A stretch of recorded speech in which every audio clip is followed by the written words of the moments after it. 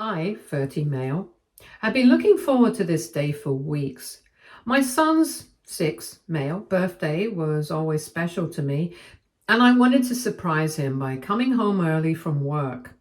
My wife, 28 female, assured me that we'd celebrate together in the evening, so I had no reason to think anything was off. But the moment I pulled into the driveway, something felt wrong. The house was too quiet.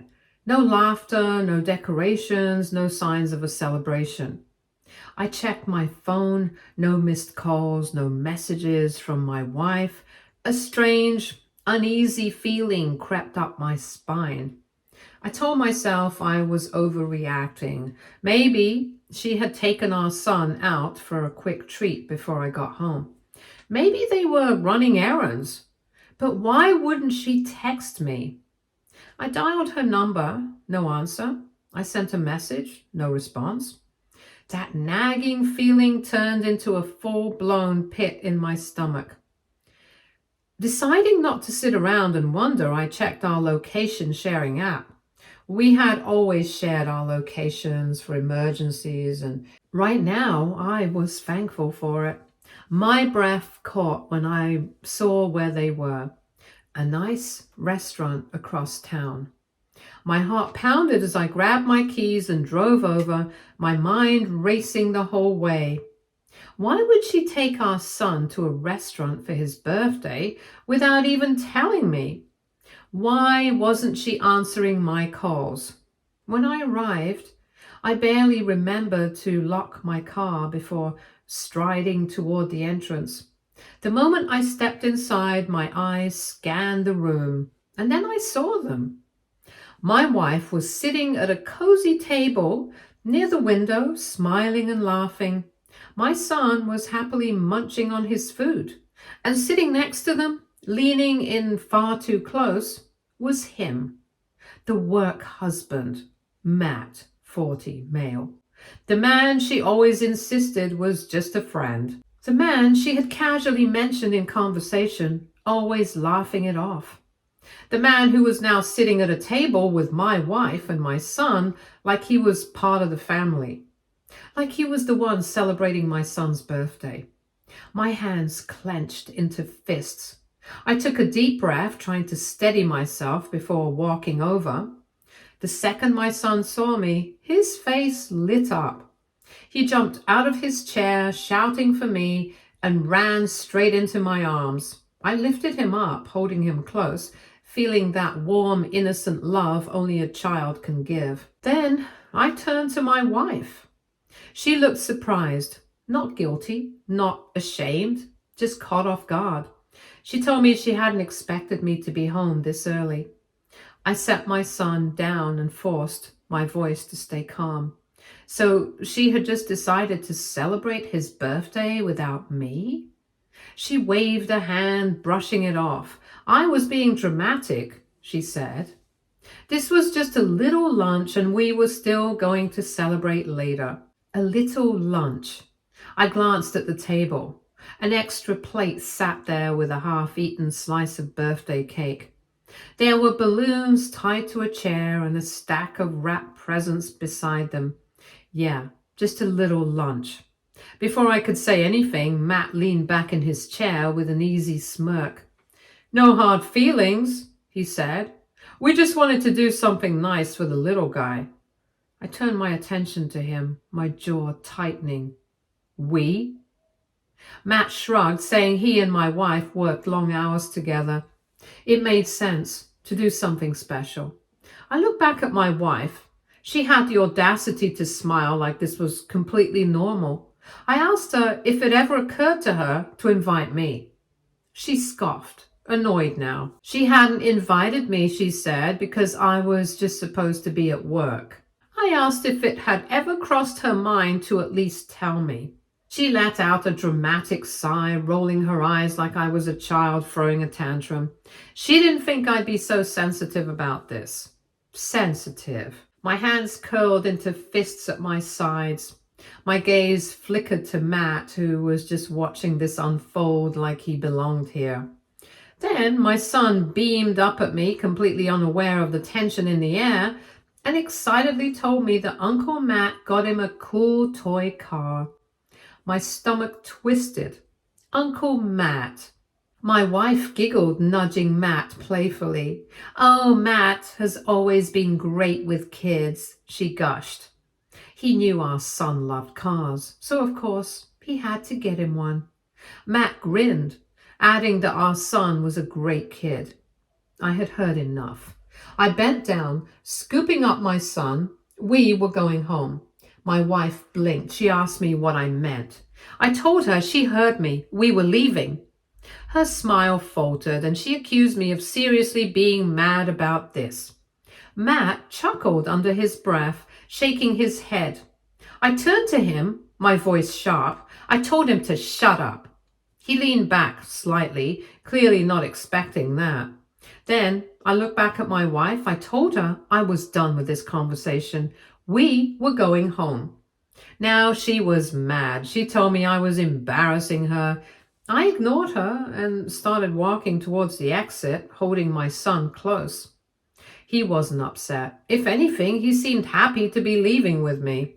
She stormed after me, lowering her voice as she hissed that I was overreacting. I kept walking. "Oh my God, stop acting so fragile," she snapped. She said she had just been trying to let our son have two successful father figures in his life. I stopped in my tracks, turned to face her. "Two successful father figures?" She said it like I was lacking something, like Matt was some necessary addition. For the first time, I saw it for what it really was. This wasn't some innocent lunch. This wasn't a mistake. She had deliberately inserted another man into our son's life, and I had been left in the dark. My voice was calm but cold. She could do whatever she wanted, I told her, but I was saying this now. I was not sharing my son. Her eyes widened like she finally realized I was serious. She opened her mouth, but I didn't give her the chance. I turned and walked out. Update 1. I'm going to continue here. I wasn't able to finish it before. The ride home was silent except for my son humming happily in the back seat, playing with the toy car Matt had given him. I gripped the steering wheel, my knuckles white. My mind was racing. How long had this been going on? How many times had they done things like this without me knowing? And how the hell did she expect me to just accept this? I know I sound angry, but I don't think I'm overreacting. I pulled into the driveway, took a deep breath, and forced a smile for my son. I didn't want him to feel any of the tension boiling inside me. He was just a kid. He had no idea what was happening beneath the surface. The moment we walked inside, my wife came in right behind me, slamming the door shut. She was furious. She came in her own car right behind us. She snapped, saying I was being ridiculous. She asked me if I seriously just stormed out of a restaurant with our son because I was jealous of Matt. I ignored her and told our son to go play in his room. He hesitated, looking between us, but then nodded and ran off. The second he was out of earshot, I turned to face her. "Jealous?" I asked, my voice eerily calm. Was that really what she thought this was? She threw her hands up. What else could it be? She said she was just trying to create a healthy family environment for our son. Matt was a good influence. He had a stable career, great leadership skills, and had always been a positive male role model in her life. Not just her life, now he was our son's life too. I stared at her, barely able to process what I was hearing. A positive male role model? I told her she was describing a mentor, not someone who was pretending to be a second dad to my child. She groaned, rubbing her temples. She said I was twisting things. She accused me of being territorial and fragile. That word again, fragile. I exhaled sharply, pinching the bridge of my nose, and I asked her one simple question. Had she ever once considered how I would feel about this? She hesitated and then scoffed, shouting, Oh my God, why did it matter? It wasn't like Matt was replacing me. Wasn't he? I asked. Because from where I stood, it sure as hell looked like he was being treated like my son's second father. She laughed bitterly, shaking her head. She asked me, so what? She questioned sarcastically if I wanted her to just cut Matt out of their lives. I told her I wanted her to respect me as our son's father. She rolled her eyes, arms crossed. Matt was just a friend, she insisted. A friend who bought my son presents. A friend who was sitting at my son's birthday lunch acting like his father while I was kept in the dark. A friend who was comfortable enough to smirk at me like I was the intruder in my own damn family. I asked her how long she had been lying to me. She flinched. I stepped closer, my voice cold. How long had she been letting Matt play this role behind my back?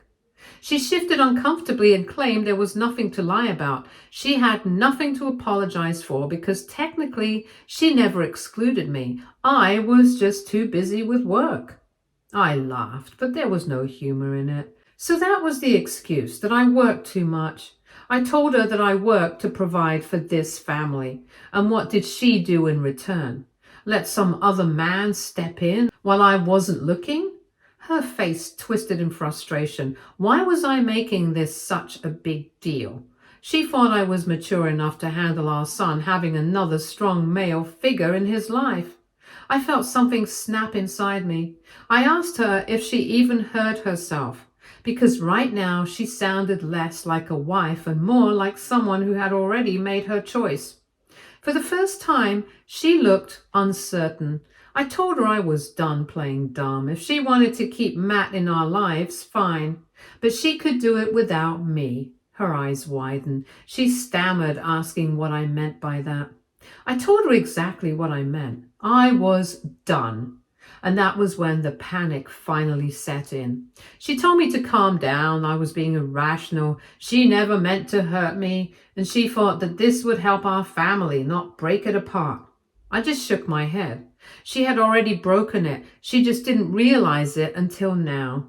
I walked past her and headed for the bedroom, slamming the door shut behind me. She followed me in, her voice desperate now. Was I really going to throw away our marriage over this? I spun around, my anger finally boiling over. No, I told her. She was the one who threw it away the moment she let Matt into our son's life like he had any right to be there. She opened her mouth, but I cut her off. I asked her if she would be okay with it if the roles were reversed, if I had a work wife who spent time with our son behind her back. Her face turned red. That wasn't the same, she argued. I asked her why it wasn't the same. She struggled to answer. I let the silence stretch between us before speaking again. I told her I was contacting a lawyer. Her breath hitched. She started crying, telling me I was making a mistake. I didn't respond because for the first time I saw her for what she really was. Not a loving wife, not a loyal partner. Just someone who had gotten too comfortable disrespecting me and thinking I'd never walk away. But she was about to learn just how wrong she was. Do you all think I'm overreacting? Because I sure as hell don't think so. Update 2. The next morning I woke up to the sound of my phone vibrating on the nightstand. I barely got any sleep, my mind spinning with everything that had happened. I glanced at the screen, missed calls, messages, all from her. I ignored them. I had locked myself up in the guest room. I didn't let her in, no matter what. When I finally got up, I found her sitting on the couch, her arms crossed tightly, her eyes red and puffy. She had been crying, but I wasn't in the mood to feel sympathy. She said we needed to talk. I told her there was nothing left to talk about. She shook her head, standing up, her voice trembling. She admitted she had made mistakes, but I was taking things too far. I laughed, shaking my head. Taking things too far. I asked her if she really thought she could bring another man into our son's life, treat him like a second father, exclude me, and then act surprised when I had a problem with it. She exhaled sharply, wiping her face. She didn't mean for things to turn out like this, she said. I asked her what exactly she did mean then. She hesitated. I pressed harder. I wanted the truth. Had she ever at any point considered how I would feel in all of this?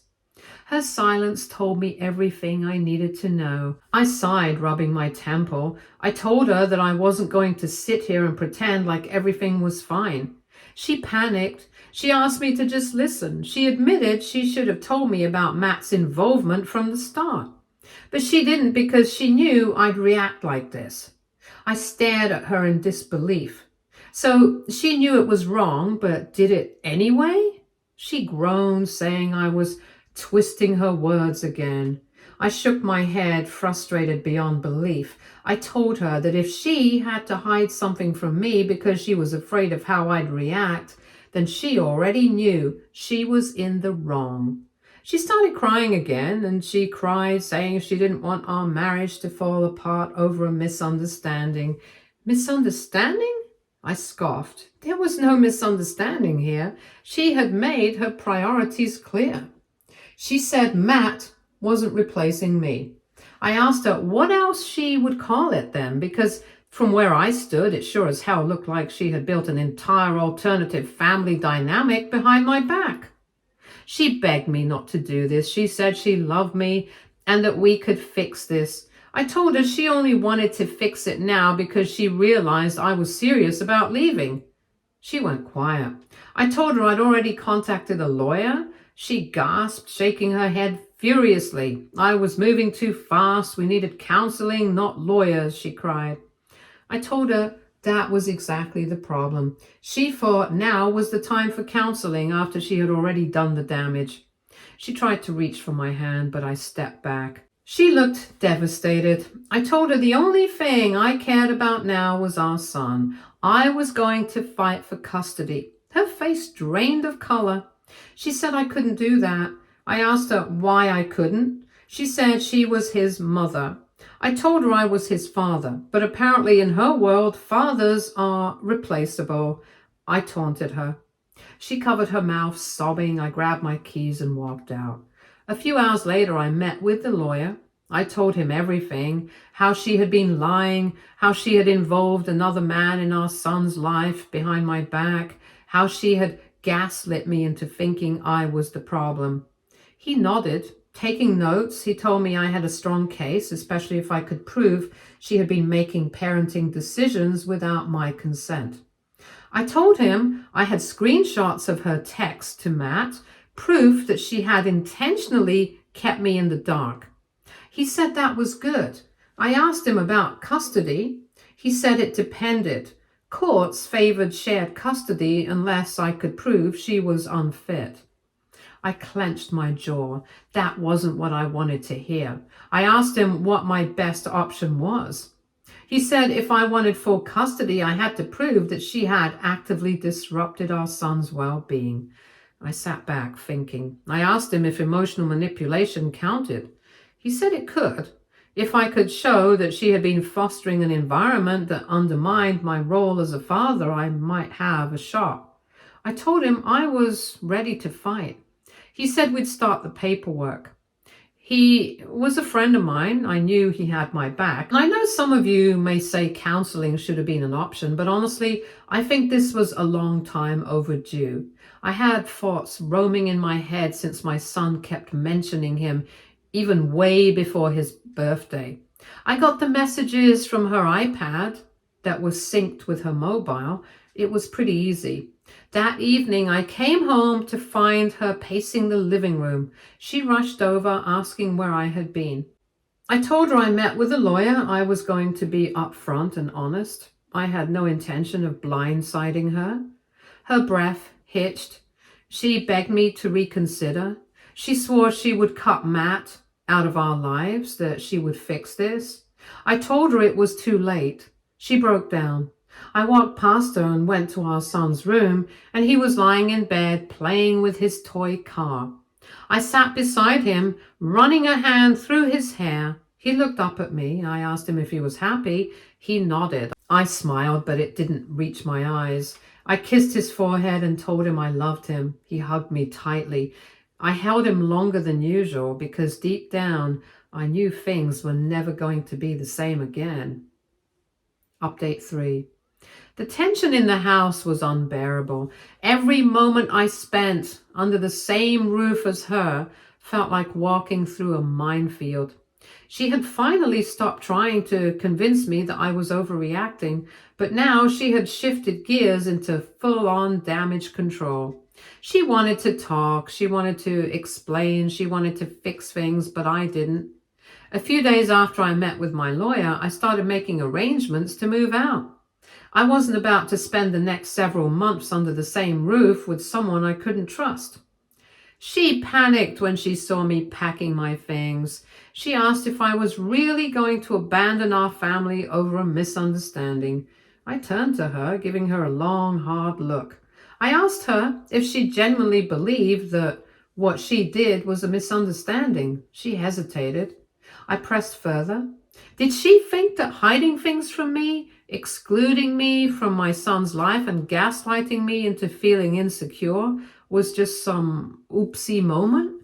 She swallowed hard, crossing her arms. She said she had good intentions.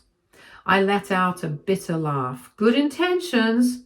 I asked her what part of lying, manipulating, and putting another man in my place was supposed to be good for anyone. She said she never wanted to replace me, and I told her she didn't need to want to. She did. She made it so easy for someone else to step into my role, that I was the outsider in my own family. She started crying again, but I didn't care. I zipped up my bag and walked past her. Update 4. I stayed at a friend's place while I sorted out my next move. In the meantime, I made sure to see my son as much as possible, but I could feel her trying to sink her claws back in.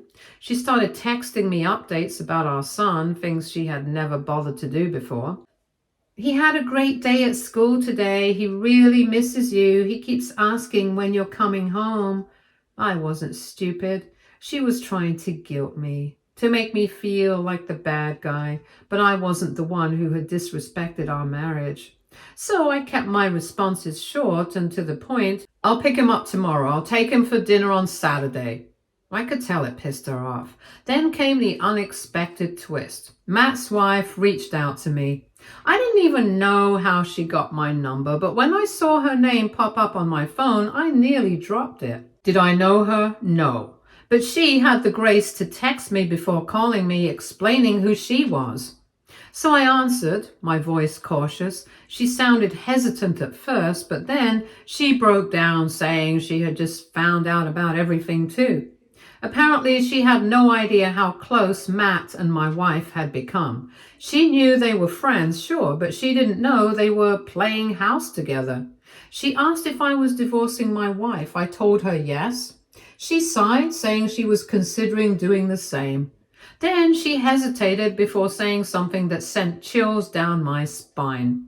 She said she wasn't sure how much I knew, but she had just gone through Matt's messages, and what she found made her sick to her stomach. I felt my hands tighten into fists, and I told her to just say it. She took a deep breath before telling me that Matt and my wife had talked about being together, that there were messages where they fantasized about what life would be like if she and I were out of the picture. My blood ran cold. I asked if they had ever slept together. She said she didn't know, but from the way they talked, it was emotional cheating at the very least. I clenched my jaw so hard it hurt. She apologized for dumping all of this on me, but she thought I deserved to know. I thanked her. I asked her if she had screenshots by any chance and if she could send it to me. What did I have to lose? She agreed to send them to me. Then I hung up. The rage that boiled inside me was like nothing I had ever felt before. I had been trying to keep things civil for the sake of our son. I had been reasonable, but this changed everything. I stormed back to the house after work, my vision blurry with anger. She was in the kitchen when I walked in, her face lighting up like she thought I had come to talk things out. I cut right to the point. I asked her how long she had been fantasizing about a life with Matt. Her face dropped. She stammered, asking what I was talking about. I told her not to play dumb. I had spoken to Matt's wife. Her face drained of color. She shook her head, saying it wasn't what I thought. I scoffed, my hands shaking. I asked her if she had any idea how humiliating it was to hear from someone else's wife that my own marriage was a joke. She started crying, but I wasn't interested in her tears. I told her I wanted full custody. She gasped, stepping forward. She begged me not to do this. She swore she never cheated. She swore. I told her that whether she physically cheated or not didn't matter anymore. She had emotionally betrayed me. She had already picked Matt. She collapsed into a chair, shaking her head. She said she never wanted this to happen. She didn't mean to hurt me. I exhaled sharply, looking away. I told her it didn't matter. It was done. Then I walked out, and that night I met with my lawyer again. I told him I wanted to push for full custody. He listened carefully, asking if I had any proof that her relationship with Matt was emotionally damaging to our son. I hesitated. That was the tricky part. As much as I knew what she did was wrong, proving that it had a direct negative effect on our son would be harder. He said I needed a strategy. I asked him what my best move was. He said I had two options. One, I could gather as much evidence as possible to prove that she had prioritized Matt over our marriage, which could play into my favor in custody discussions. Or two, I could negotiate a deal with her, joint custody, but with strict boundaries regarding Matt's presence around our son. I clenched my fists. The idea of my son being around him made me sick. But I needed to be smart. I asked him how we could make sure Matt stayed out of the picture. He said if I could get my wife to agree to it in writing, then I'd have legal grounds to push back if she broke that agreement. I sat back, taking a deep breath. This wasn't just about my pride anymore. This was about making sure my son wasn't caught in the middle of a mess he didn't deserve.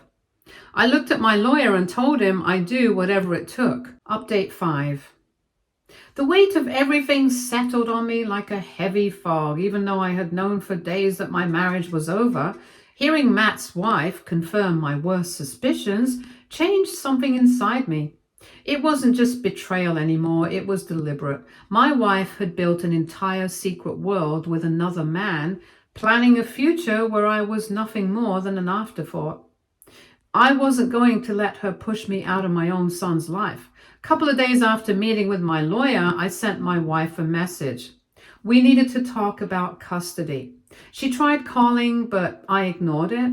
I wasn't about to let her manipulate me with fake tears over the phone. This was going to be handled on paper, not through emotions. We met at my lawyer's office. She looked like she hadn't slept, her eyes puffy, hands trembling around her coffee cup. She asked if we had to do this right now. I told her there was no choice. This was happening. If we were going to talk it out without our lawyers intervening, then we would proceed accordingly with them carrying the conversation if it didn't work.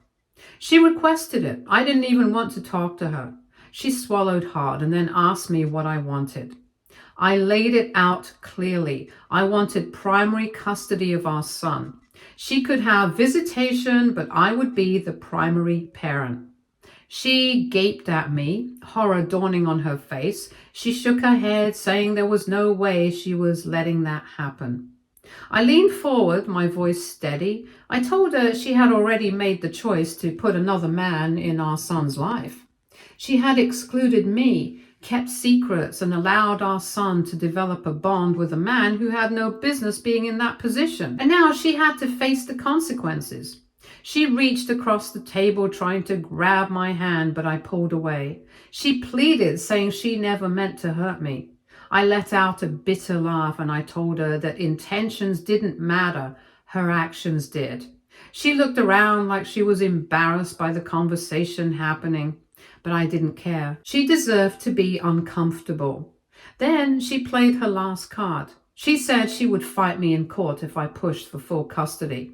I met her gaze and said that if she wanted to fight, then we would. But she needed to understand one thing. I wasn't just fighting for myself. I was fighting to make sure my son was never used as a pawn in her selfish games again. Her face crumbled. She wiped at her tears, nodding stiffly, and then said that she needed time to think. I told her to take all the time she wanted, but my decision wouldn't change. And then I walked out. Update 6. Over the next few weeks, the atmosphere between us turned ice cold.